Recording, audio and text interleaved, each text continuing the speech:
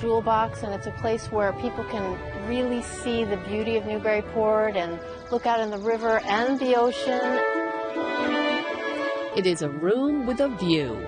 You can go outside and walk around on the balcony out there. You can actually see over Plum Island. An opportunity to experience a piece of history. We're fond of the ocean. We're actually usually in the ocean because we both scuba dive, and we thought we'd get a different perspective this time. And this is a distinctly different perspective. We are at the top of Newburyport Rear Range Light, where guests enjoy lunch or dinner while taking in the 360-degree view. We have people coming, it's usually couples. Usually it's some kind of a celebration. It's really become famous for engagements. People celebrate a milestone up there in their lives usually, and it's usually a very special place that people could just have for the entire day or for the entire evening if it's a lunch or dinner, and just enjoy peace and tranquility and an awesome view. It's been more than a decade since Jay Hyland, president of the Lighthouse Preservation Society, came up with an idea while talking with local developer David Hall, whose father owned the light. Getting out of college, we realized, boy, this is a good spot.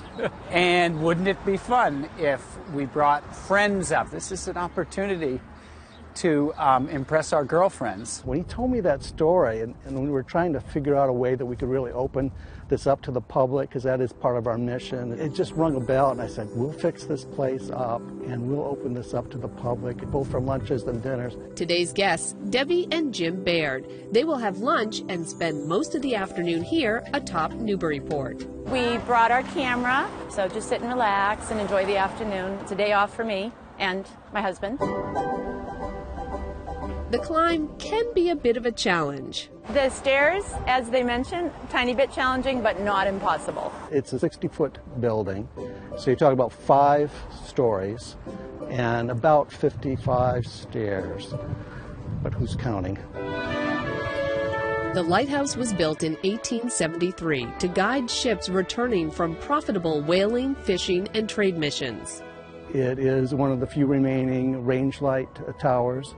It basically worked in tandem with a smaller front range light, which is just about 50 yards forward of that tower on the Coast Guard property. And those two, you'd have to line them up so that one was directly over the other, and that's how you navigated into the channel correctly. Though the outside view is spectacular, the inside needed a facelift. 2 years ago, interior decorator Heidi Neufeld was up for the task. It's only 8.5 feet round, and the number one thing I wanted to do was include a new light because it is a lighthouse. We were able to just create a sense of luxury and intimacy at the same time, and just bring people into a place where they get a chance to look out on a view that is very singular in this area. For their meals, diners choose from 6 local restaurants where the staff has to be in good shape, says Starboard Galley owner Gary Greco. One of our servers will take it over there and go up and down the stairs a few times and deliver it. Some of the house specialties, pan-seared haddock, lobster, and steak. The lunch was fabulous. They cooked the steak perfectly, and the dessert, turtle cheesecake, awesome. It's kind of like a treehouse for adults. The lighthouse experience does come with a hefty price tag. Generally for a couple, it's $350 to rent the building, so that's the rental fee, plus food. The money goes to the Lighthouse Preservation Society, meaning guests are helping to preserve a piece of nautical history. You know, we've lost a lot of lighthouses over the years. There are only about 400 are still in use.